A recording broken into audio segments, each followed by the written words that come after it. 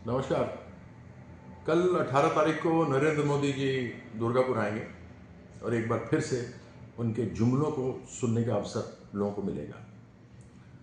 उन्होंने बंगाल को सदैव बदनाम किया है, यहाँ तक कि हमारी नेत्री को आकर उनके साथ मजाक दीदी और दीदी करके मजाक किया है। हम उनसे चाहते हैं कि वो कुछ करके दिखाएं। मालूम है, आंध्रा गए, आंध्रा वाले जो उनको आज समर्थन में बैठे हैं, चंद्रबाबू नायडू कह रहे हैं जो पैसा दे रहे हैं वो ग्रांट कीजिए, कहते हैं नहीं हम लोन देंगे। बिहार आए थे तो बोला था जैसे बोली लग रही हो 70,000 करोड़ से 1,20,000 करोड़ तक की बात की, लेकिन पैसा कुछ मिला नहीं। 2 करोड़ नौकरियां भी थी, काला धन भी आना था, महंगाई भी कम होनी थी, 100 स्मार्ट सिटी बननी थी जो बंद हो गई, बुलेट ट्रेन था, अनेकों चीज़ थी जो उन्होंने कही थी। बंगाल के लिए बहुत चीज़ कहा था। तो मैं जानता हूं कि वो कुछ कहेंगे नहीं, वो केवल आकर यहाँ जुमले देंगे।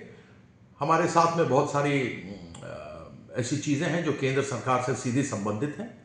हमने अनेकों बार पार्लियामेंट में भी उठाया, चाहे वह दुर्गापुर फर्टिलाइज़र प्लांट जो हमारा था उसको लेकर के रहा हो, हल्दिया को लेकर के रहा हो जो हमारे साथ में ही है, ये बहुत अच्छे चला करते थे किसी ज़माने में।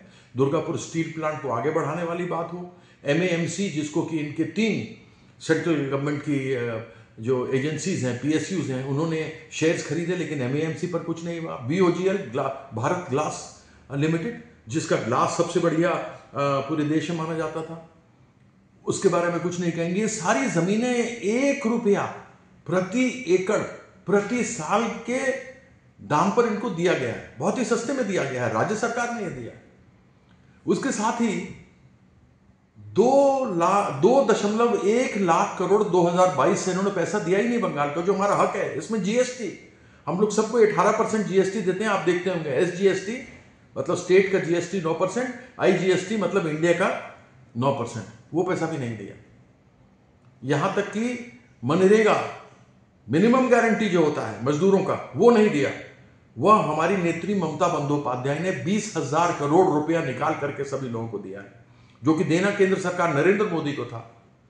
आवास योजना रहा, वो आवास योजना में भी केंद्र सरकार ने पैसा नहीं दिया, वह पैसा भी हमारी नेत्री ममता बंदोपाध्याय ने दिया। आज यह बोलते हैं बेटी बचाओ बेटी पढ़ाओ, उसका कोई सम्मान नहीं। आज हमारे पश्चिम बंगाल का यूनाइटेड नेशन ने कहा है कि कन्याश्री सबसे अच्छा, the best programme for a girl child is the Kanyashree that is being done by the Bengal government. उसका श्रेय किसको जाता है? हमारी नेत्री को जाता है। इसलिए नरेंद्र मोदी जी, आप आए हैं, आप यहां पुनः कुछ से कुछ बोल करके जाएंगे। हम आपसे चाहते हैं कि कृपया पश्चिम बंगाल, और क्योंकि मैं वर्धमान दुर्गापुर का हूं, इन जगहों पर जो केंद्र सरकार की अनेकों जगह है उसको शुरुआत करवाइए। DVC में लोगों को विस्थापित किया जा रहा है। इसके साथ में DVC के साथ में जो दूसरे जो संयंत्र थे वहां तो प्लांट्स चालू हो गए हैं। हमारी आपने 2029 में कर दिए, काम अभी शुरू ही नहीं हुआ है। ऐसा क्यों है कि पश्चिम बंगाल के साथ आप सौतेला व्यवहार करते हैं? इसीलिए ना, क्योंकि पश्चिम बंगाल के लोग आपको वापस भेज देते हैं। अभी भी बाई इलेक्शन में 6-0 से आप हारे, ऐसा छक्का मारा कि पश्चिम बंगाल से बाहर चले गए। आप पश्चिम बंगाल में पैर नहीं धसा सकते। आप यहां पर राइट्स कराने की कोशिश मत कीजिए, दंगे कराने की कोशिश मत कीजिए। सब कुछ कार्ल मार्क्स के वो कहने पर कि जहां ये धर्म जो है वह एक अफीम की तरह काम करता है, जहां कुछ काम नहीं करता वहां धर्म काम करता है, इसके अलावा तो आप कुछ करते नहीं।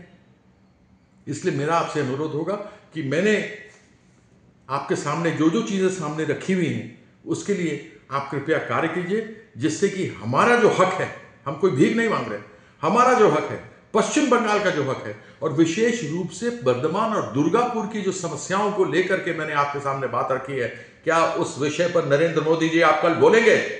मैं जानना चाहता हूं, या केवल सिर्फ हर रोज की भांति यहां से वहां, यहां का जुमला वहां, वहां का जुमला यहां, खाली यही बातें करते रहेंगे?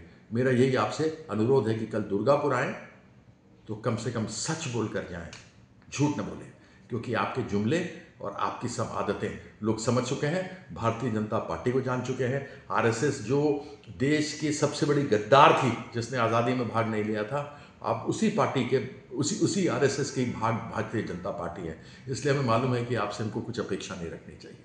बहुत बहुत धन्यवाद, नमस्कार।